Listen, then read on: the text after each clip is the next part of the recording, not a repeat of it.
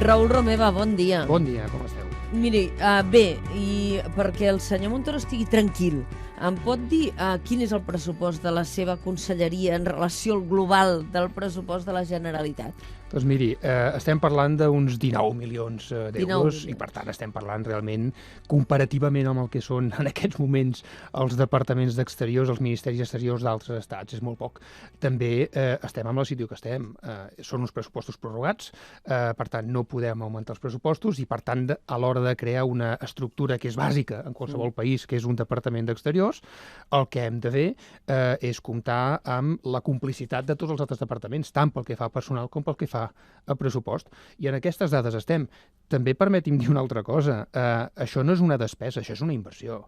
És a dir, la feina que s'està fent des del punt de vista de l'acció exterior és una feina que et permet, entre d'altres coses, atreure inversions, promoure la dinamització de l'activitat econòmica a l'exterior i, per tant, generar ocupació, dur a terme allò que en aquests moments és clau, que és una resposta a les grans crisis globals que tenim, refugiats, canvi climàtic, etc., que és determinant, que aquesta és la feina que fa l'acció exterior en la seva diversitat. Per tant, no és una despesa com a tal, sinó que és una inversió en benestar i en oportunitats. Nosaltres que hem estat comparant les dades quan analitzàvem una mica el pressupost del seu departament amb el que inverteix el País Basc o Andalusia, ens sortia, per exemple, i vostè m'ho confirmarà, que el País Basc s'inverteix per habitant en matèria de política exterior 21,75 euros per habitant.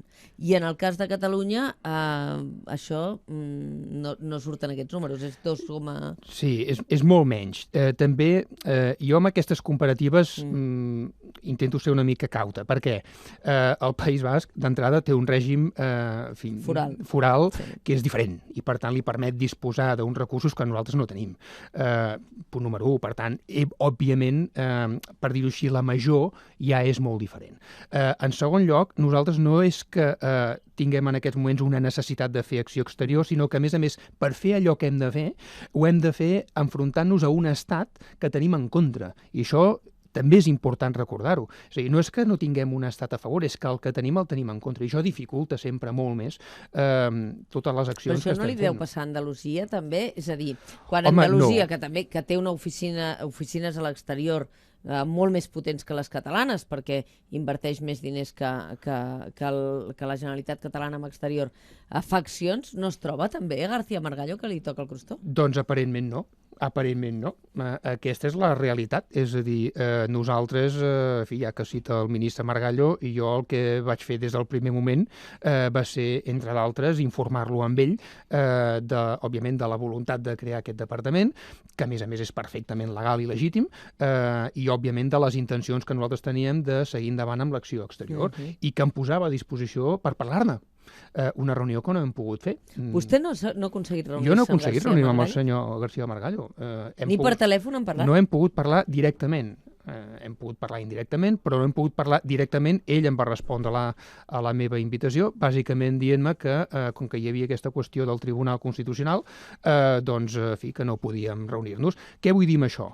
El que vull dir és que tota aquesta feina que estem fent, l'estem fent malgrat tenir un estat que està posant totes les traves i totes les dificultats per fer-la.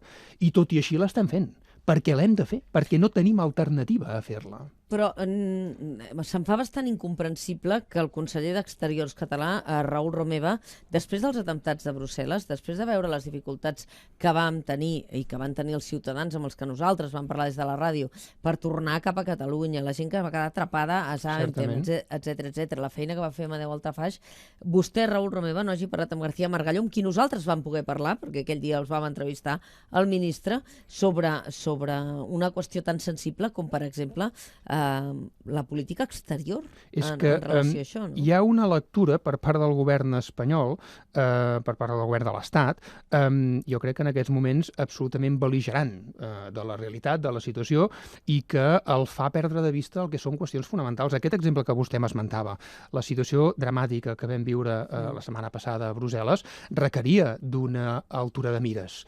Requeria d'una capacitat de reacció, de resposta, de donar solucions, de donar informació, que és el que va fer la delegació catalana, encapçalada per l'Amadeu Altafaix a Brussel·les, requeria d'una coordinació amb diferents actors. Aquesta capacitat, la delegació la va demostrar, la va posar de manifest, i en molts altres exemples hem demostrat que tenim no només la capacitat, sinó també la voluntat i la disponibilitat de treballar amb tothom. Li recordo, malauradament, la situació que vam viure a Freginals, també. Allò va afectar a persones de 30 nacionalitats diferents.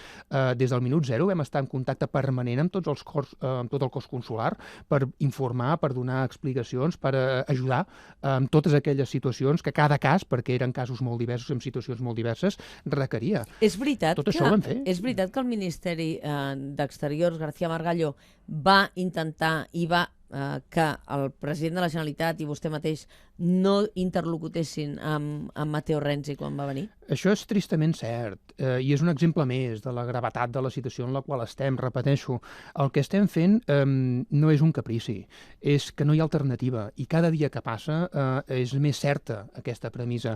No hi ha un model alternatiu a això que estem fent, que és la voluntat, la necessitat, la urgència de crear un estat, de construir un estat, de tenir les eines per poder donar resposta a situacions que les reclamen, aquestes respostes. Però amb quin argument García Margallo li diu a la Generalitat de Catalunya quan vingui Matteo Renzi no l'aneu a rebre? Què els hi van dir? Escolti, això, els detalls darrere bambalines no els conec.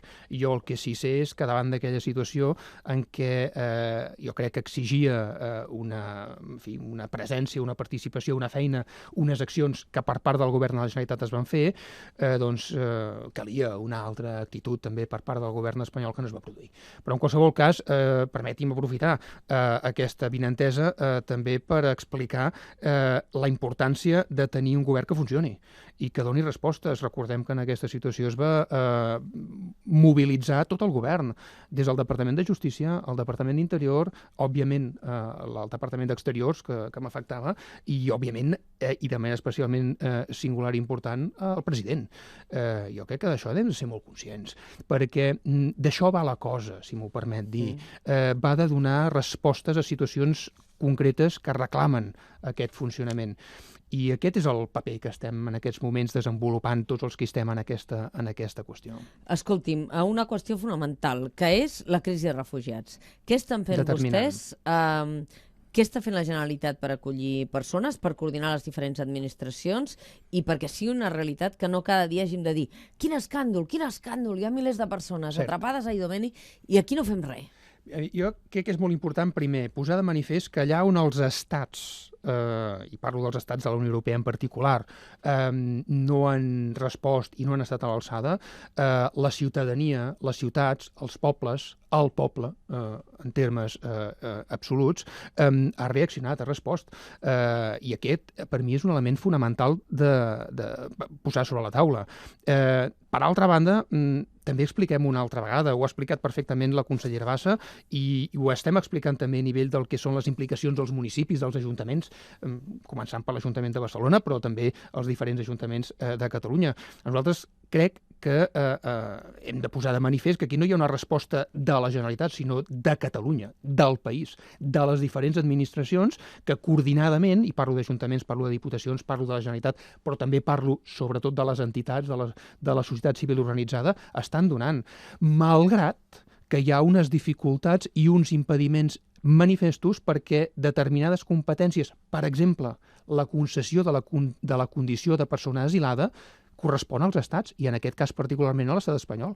Però això no impedeix que hi hagi una resposta en l'àmbit de l'acollida, que hi és, i una resposta en l'àmbit dels diferents espais que són plurals de trànsit i, òbviament, també en el punt de partida, en l'origen del que significa la fugida d'aquestes persones. En tot aquest recorregut s'està donant resposta, repeteixo, tant en origen com en els espais veïns d'aquest espai. A quanta gent rebrem i quan? Estem en condicions, si matiso la pregunta, si m'ho permet, perquè estem en condicions de rebre en aquests moments, en 2 anys, 4.500 persones i de manera immediata a 1.800 persones, que és el que en aquests moments tenim previst. ja estem atenent a molta gent. Això també és molt important que la gent en sigui conscient. Ja s'està atenent a molta gent. De persones refugiades, per desgràcia, en tenim de molts llocs del món i s'estan atenent. Les persones quan arriben tenen uns canals, uns mecanismes per ser atesos. Una altra cosa és que en la situació particular de la situació que està vivint Síria, hi ha uns acords en aquests moments signats pels estats que dificulten molt determinades reaccions per les quals, repeteixo, com a Catalunya i com a municipis estem preparats. Però el problema no el tenim aquí. El problema el tenim en aquest acord intergovernamental que dificulta que puguem donar la resposta per la qual estem a punt. Raó per la qual nosaltres ja hem comunicat de manera explícita i de manera clara tant al comissari de Migracions, en aquest cas el senyor Avramopoulos, com, òbviament, també a l'estat espanyol, que nosaltres estem en aquests moments en disposició de poder fer allò que necessàriament hem de fer. Que I què li han respost? Formalment encara res. Pitjor. Hi ha hagut una reacció pública fins i tot de certa indignació, no? per part del Ministeri, en tot cas de la vicepresidenta. Però el comissari europeu no li ha contestat. El comissari europeu encara formalment no tenim resposta, però repeteixo, nosaltres tenim la capacitat de donar aquesta resposta i s'està donant. Això també és molt important que la gent en sigui conscient. Malgrat totes aquestes dificultats, s'està donant aquesta resposta i perquè, diguem-ho també molt clar, és que aquest drama no podem passar-hi de puntetes. Que això és un drama, diríem que en aquests moments estructural, al qual nosaltres hem d'afrontar des de l'origen, és a dir, des de les causes mateixes que el generen fins a les conseqüències més, en tot cas, més immediates, com és, òbviament, la necessitat d'acollir a totes aquestes persones que, repeteixo, fugen no per plaer de casa seva. La reacció a la qual Raül Romeva feia referència és la de Soraya Sáenz de Santamaría, quan va saber que el Departament d'Exteriors de la Generalitat havia comunicat la seva disponibilitat al comissari europeu de tirar endavant els processos d'acollida. Y el señor Puigdemont decide que él, y no se ofenda, comunidad autónoma de lo que se llaman regiones en la Unión Europea, tiene la solución al problema y va solo unilateralmente y sin consensuarlo con nadie a plantearles la solución al asunto de los refugiados. A lo mejor el señor Puigdemont también tiene que pasar por la Comisión Mixta de la Unión Europea para que le digan cuál es la posición de España en este punto. Aquí és on la política interfereix en una qüestió, en aquest cas humanitària, perquè al final el que estan dient des de la resta de països, sobretot des d'Alemanya, és poseu-vos les piles. Els informes de les ONGs ens estan dient que Espanya no està acollint a la gent que li correspon pel seu nivell de riquesa. És a dir, el fet de tenir la quarta economia europea amb un nivell d'acolliment del 6%, mentre Alemanya està per sobre del 100% del que li tocaria. Però és que aquest és el problema. El problema no és la política, si em permet matitzar. El problema és el bloqueig institucional, perquè políticament aquí hi ha una resposta a molts nivells que s'està donant. Però tenim un problema que és el model d'estat, tenim un problema que és que tenim un estat en aquests moments paralitzat amb qüestions també de la magnitud de la que estem parlant, que és la gestió de la crisi dels refugiats. Siguem-ne molt conscients i entenguem que el que estem fent des del punt de vista del govern de Catalunya és donar respostes, donar solucions. Nosaltres volem formar part de la solució, no del problema. El que volem és poder disposar d'aquelles eines que ens permetin respondre a crisis com aquestes. Algunes de les eines que tenim les posem a disposició, les que no tenim, senzillament les hem de construir i les hem de reclamar, que és exactament el que estem fent. Escolti'm, Raül Romeva, preguntes pràctiques. Vostè ha contractat a quantes persones en el seu departament, perquè d'això també se n'ha parlat de la despesa de la seu de Brussel·les, s'ha parlat de la seva estructura, diguem. A quanta gent ha contractat Raül Romeva per armar aquesta Conselleria d'Exteriors? El govern no ha contractat a més gent perquè no pot, legalment. És a dir, el departament, en un marc com el que estem, primer, de limitació pressupostària i de pressupostos prorrogats, no pot augmentar pressupost capítol 1, és a dir, personal. Per tant, no hem contractat més gent. El que hem fet ha sigut crear un departament a partir del que ja existia, que era una secretaria, i per tant això existia, i després d'ampliar amb aquelles competències que han vingut d'altres departaments. Per tant, aquí hi ha una voluntat i una vocació de part del govern de dotar-se d'un departament, que és el Departament d'Exteriors, que és una estructura d'estat, que necessitem per poder fer tot allò que, repeteixo, cal fer. Per tant, aquí no hi ha hagut un augment, hi ha hagut una redistribució tant de pressupost, en tot cas de pressupost encara no, però en tot cas sí de personal, que permet fer aquesta feina. Però repeteixo una altra vegada amb el sentit d'això que alguns consideren despeses. Un exemple molt concret. Brussel·les, ja que l'esmentava. 800.000 euros l'any paguem de la seu de la Generalitat a Brussel·les? Això són, malauradament, són de lloguer. Són els preus que en aquests moments hi ha a disposició, però mirem també el retorn d'aquests diners.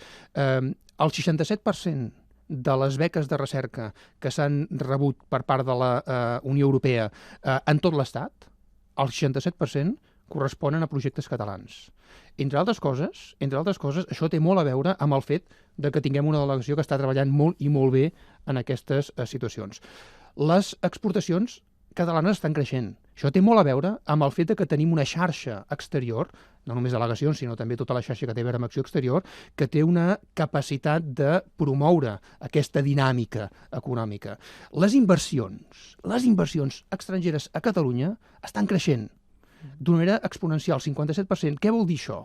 Que tenim una capacitat de que, malgrat allò que alguns diuen que paralitza l'economia, que és el debat del procés, la voluntat d'esdevenir estat, malgrat tot això, aquells actors econòmics que volen aprofitar les oportunitats que genera un país com Catalunya, l'estan aprofitant. Per què? Perquè entenen que això no és un problema, i segon, perquè hi veuen oportunitats, i per tant veuen que aquí ho estem fent, i ho estem fent amb seguretat jurídica, que és el que et demanen tots. Amb tots els contactes que estem tenint, tant a nivell del cos consular... Amb qui està tenint contactes? Molta gent.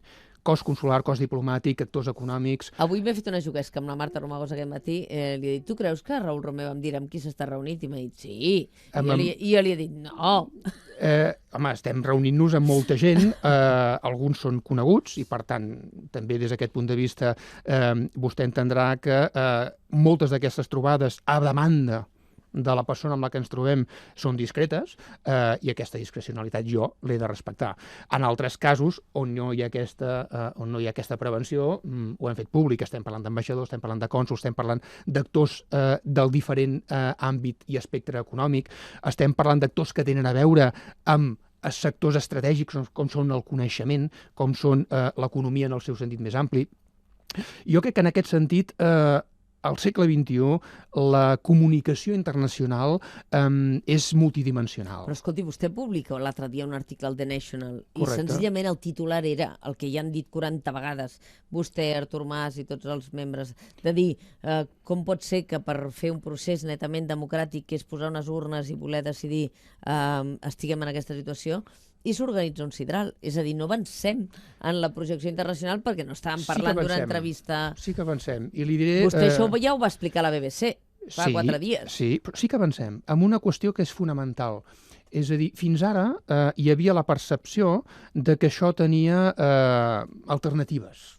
En aquests moments, i aquest és el relat que fem també, i això és el que expliquem també a les nostres contraparts a diferents nivells, des del nivell consular, al nivell econòmic, al nivell fins i tot sectorial, és que aquí tenim un full de ruta molt ben marcat, molt ben definit, i unes responsabilitats que estem duent a terme.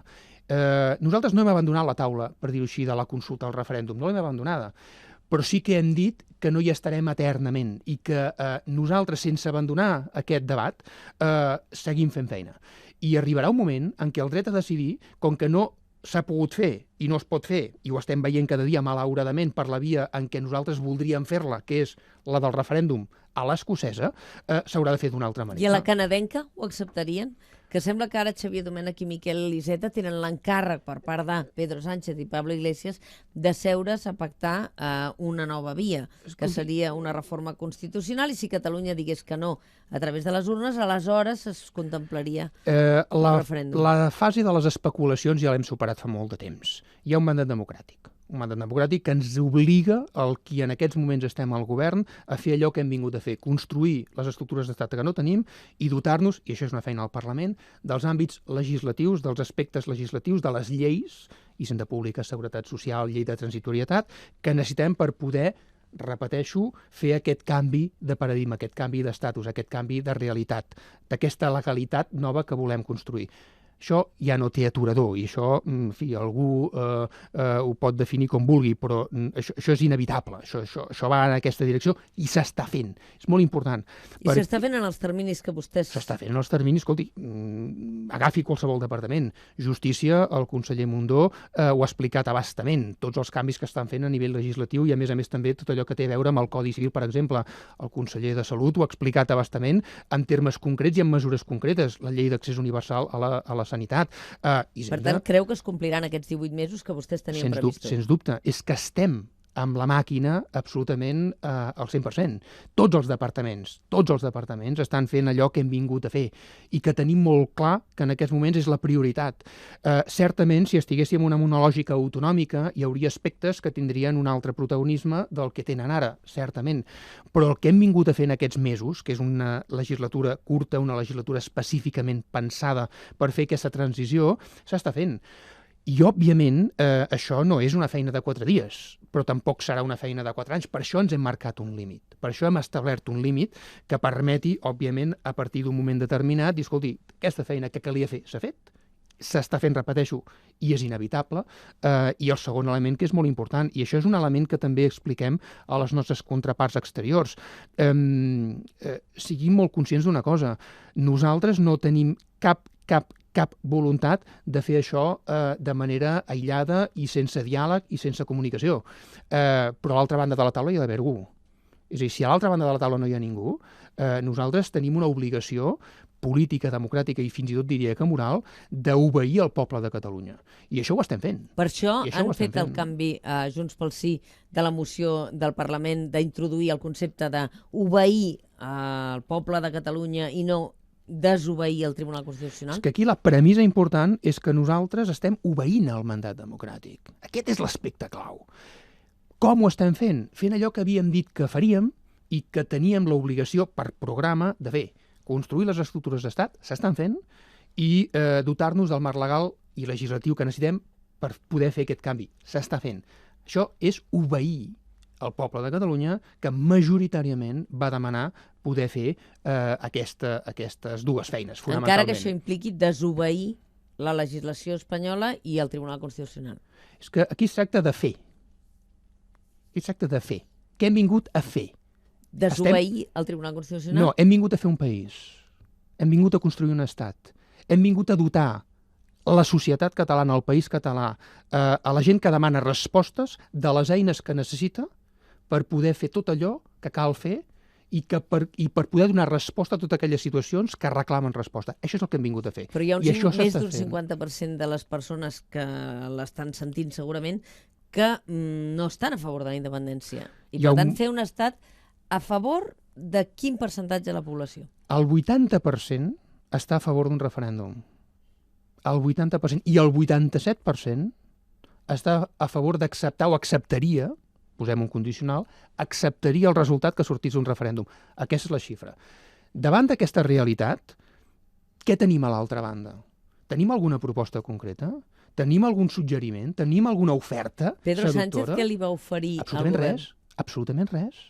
Absolutament res. El president li va dir molt clarament, sigui valent, proposi un referèndum. La resposta del Pedro Sánchez la coneixem. Res, zero. Referèndum, què és això del referèndum? I ho estem veient amb les negociacions que estem tenint. Per tant, aquí hi ha un xoc de dos... Hi ha un projecte concret. Hi ha un projecte concret que aporta solucions, que té propostes concretes, que és la construcció d'un país, d'un estat, del segle XXI, i per tant amb les condicions que això comporta.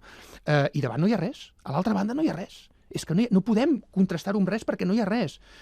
Reformes constitucionals... Escolti, tot això és fum. Tot això és fum. No tenim cap proposta concreta. Però com faran vostès que hi hagi el 53% que encara no ha votat sí a la independència, que vinguin al seu terreny? Hi ha dos elements que per mi són claus. Un, la seguretat jurídica. És a dir, hi ha molta gent que voldria, que vol, però que té dubtes, que té por. I per tant, cal securitzar a tota aquesta gent que té por, com? Explicant que ho estem fent bé. explicant que no ha de patir ningú des del punt de vista de la seguretat jurídica, explicant, com hem explicat tantes vegades i ho repetirem tantes vegades com faci falta, que, per exemple, les pensions estan garantides. Això és el que cal fer. I que, a més, això ho farem sense posar en risc ni la seguretat jurídica de les persones ni la seguretat jurídica de les empreses i, per tant, de les inversions. I que, per tant, la maquinària seguirà funcionant amb tota normalitat. Un, securitzant. Dos, aprofitant l'oportunitat, participant, construint col·lectivament aquest espai. Hi ha molta gent que, òbviament, davant d'aquest escenari d'incertesa i de manca d'alternatives, pot veure, i necessàriament veu, i cada vegada més, aquesta és la realitat, que estem davant d'una oportunitat. Estem treballant en la conformació d'això que anomena el procés constituent. I el procés constituent implica que hem de construir col·lectivament el marc amb el qual ens hem de dotar d'una Constitució. Això no és un tema menor. Estem davant de la possibilitat de crear una cosa de bell nou i, per tant, de fer millors algunes coses que el marc actual, el marc estatal actual, no està donant resposta. Per tant, securitzar, oportunitat. Són els dos elements que ens han de permetre incorporar aquesta franja de gent, potser aquest 12% que està a favor del referèndum però que no veu clar que l'objectiu final sigui la independència, escolti, dir-los que no hi ha alternativa en aquests casos. I en qualsevol cas, que la gent algun dia vegi que el president Puigdemont i Angela Merkel es troben o que Raül Romeva pot exercir d'exteriors amb transparència i normalitat. Quan es produirà aquesta situació? Perquè la gent tingui la sensació que Europa no li dona l'esquena en aquest procés. A veure, siguem conscients que vostè se'n va d'amagatotis a tot arreu on va.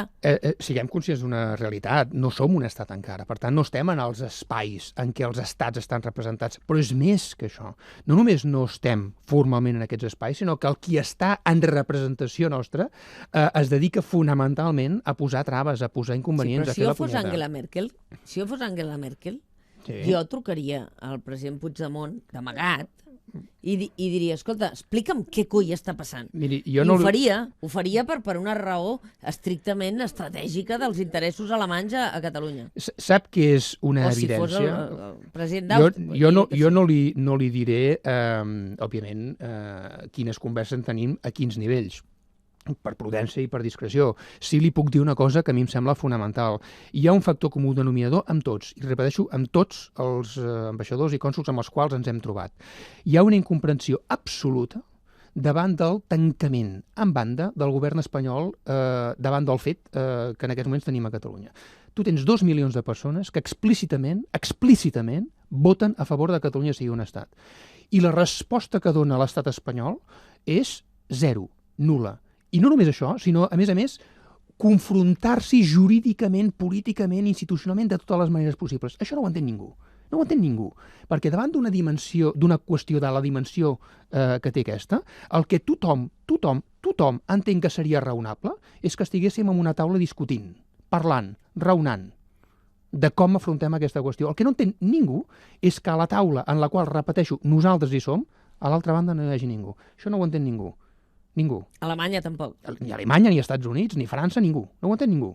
I aquesta és la realitat amb la qual estem. Per tant, què és el que estem fent nosaltres? Explicar que nosaltres formem part de la solució. Nosaltres formem part de la solució, no del problema. I ells ho accepten, això? Òbviament aquí jo no posaré en risc l'opinió de cadascú. El que sí que es veu és que la situació actual no té recorregut. És a dir, això és un problema també per ells. I cada vegada som més conscients del preu que té per ells no resoldre aquesta qüestió. Si fins ara, i aquest és el canvi de paradigma en el qual estem, hi havia la percepció de que això és un tema intern, ja us ho fareu. En aquests moments hi ha cada vegada més la percepció de que el fet que aquest tema no resolgui té un cost. Hi ha un cost d'oportunitat davant del fet de que la qüestió, que nosaltres anomenem la qüestió, diguem, nacional, sobirana, social, no resolgui. Té un cost també per ells. I això cada vegada més inquieta i preocupa. El que nosaltres fem és dir, escolta, nosaltres formem part de la solució i a més hem explicat per activa i per passiva com entenem que podem gestionar-ho. Estem disposats, però no esperarem eternament que a l'altra banda de la taula s'hi segui algú. Nosaltres, si m'ho permet, anem fent, que és la nostra obligació. Una última qüestió, Raül Romeva. Per als interessos del Departament d'Exteriors, és millor que hi hagi eleccions el 26 de juny o prefereix que hi hagi un govern, encara que no estiguin a favor del referèndum, per l'agenda internacional del projecte de Catalunya? Miri, el que és millor en aquests moments per Catalunya i fins i tot diria per l'estat espanyol en el seu conjunt és que hi hagi un govern que entengui la magnitud de la qüestió i que tingui la valentia democràtica d'afrontar això per criteris polítics. I aquest govern és PSOE Podem? Aquest govern serà el que sigui. De moment, jo no he vist en aquests moments cap combinació que permeti anar en aquesta direcció. Cap. Ens hauran de convèncer de que tenen aquesta voluntat. No hi és. El que en aquests moments cal és la valentia política i democràtica d'un govern, el que pertoqui a l'estat espanyol, que entengui que Catalunya té el dret democràtic, el dret moral, el dret social, el dret internacional de poder fer allò que estem fent. Si arriba, benvingut. Si no arriba, amb tots els respectes, nosaltres tenim feina per fer i l'estem fent. Raül Romeva, conseller d'Exteriors, no sé com li hem de dir, Conseller d'Exteriors? No, és que com que la denominació és complicadíssima. No. Conseller d'Exteriors, Molt bé. Conseller d'Exteriors de Relacions Institucionals i de Transparència. Bueno, Relacions Institucionals en pot fer poques. No, escolti, permeti'm, hi ha una àrea que és crucial en aquest departament, que és l'àrea de la memòria. I en aquest sentit estem fent molta feina i molt important, que ningú s'oblidi. El gran risc que hem viscut amb la transició espanyola és la institucionalització de la desmemòria. Nosaltres estem combatent frontalment això. I d'aquí 4 dies tindrem el 80è aniversari del 18 de juliol, que ens obliga, tenim un deute moral, un deute generacional respecte a molta gent, respecte a moltes generacions, a posar llum sobre moltes de les coses que fins ara s'han intentat convertir en matisos grisos i en alguns casos directament eliminar. Estem desenvolupant, aquesta setmana mateix hem inaugurat una exposició que jo crec que val molt la pena veure en el Memorial Democràtic, que pregunta de manera provocadora si Franco era neutral. Pregunta provocadora, perquè bé, la resposta és evident que és que de cap de les maneres. Però jo crec que això és molt important també explicar-ho. Una de les raons per les quals estem fent el que estem fent és perquè hi ha hagut un intent molt preocupant de negar una part fonamental de la història, tant de Catalunya com a l'Estat, com diria més d'Europa, que en aquests moments hem de posar de manifest i hem de posar-hi molta llum i molta ciència, que és el que entre d'altres, des d'aquest departament volem ajudar. Parlant de ciència, el Banc de l'ADN com està? Està en marxa, és un dels projectes que jo crec que és determinant. En aquests moments hi ha una sèrie de propostes que estan sobre la taula, que s'estan discutint. Jo crec que això no té alternativa, és a dir, des d'aquest punt de vista, aquest és una eina fonamental que necessitem. I en aquest sentit hi estem abocats. Raül Romeva, segur que tindrem altres ocasions. Aquest govern ens ha dit està fent la feina que ha de fer en el termini que l'ha de fer, i el fet que no hi hagi moltes qüestions damunt la taula cada dia no vol dir que vostès no estiguin fent feina. La seva especialment silent, entenc. Sí, però n'hi ha moltes de qüestions, cada dia n'hi ha una, Sí, cada dia n'hi ha alguna, sí. Les relacions amb la CUP bé, no? Sempre bé. Escolti, les relacions amb la societat que en aquests moments vol caminar en aquesta direcció, amb els matisos que pertoqui, jo crec que és i ha de seguir sent molt bona. I el Barça demà golejada? Home, i clar, ara em posa en una situació, jo soc culer, jo crec que en aquests moments el Barça ho està fent molt bé i espero i confio que demà faci un cop d'efecte important a la Lliga. Sí. El Johan deia que si tenim la pilota podem guanyar. Vostès tenen la pilota, el govern de la Generalitat? I a més no la pensem regalar. Gràcies, Raül Romeva. A vostès.